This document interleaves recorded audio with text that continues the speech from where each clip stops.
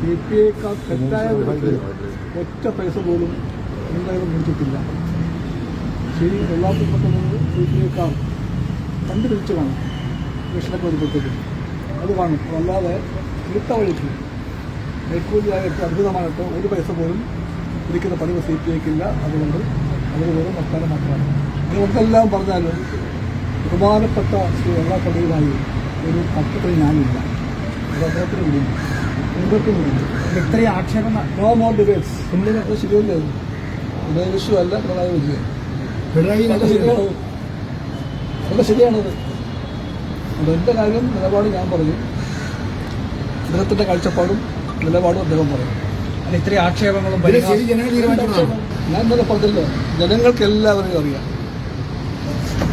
അവർക്ക് കമ്മ്യൂണിസ്റ്റ് പാർട്ടിയെ അറിയാം, വെള്ളാപ്പള്ളിയെ അറിയാം, അവർക്ക് എല്ലാവരെയും അറിയാം. അവർ തീരുമാനിക്കട്ടെ.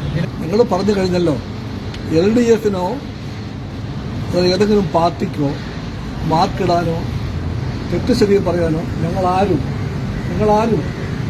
വെള്ളാപ്പള്ളിയെ ഏൽപ്പിച്ചിട്ടില്ല. വെള്ളാപ്പള്ളിയല്ല LDF. അതുകൊണ്ട് ഇത്തരം കാര്യങ്ങളിലൊന്നും വെള്ളാപ്പള്ളിയുടെ ഒരു പ്രദേശവും കാത്തിരിക്കുന്നില്ല. തീർച്ചയായിട്ടും വളരെ ശരിയാണത്. ഏതാണ് ശരിയായി? ബിനോയ് വിശ്വം അല്ല പിണറായി വിജയൻ, പിണറായി വിജയൻ അല്ല ബിനോയ് വിശ്വം.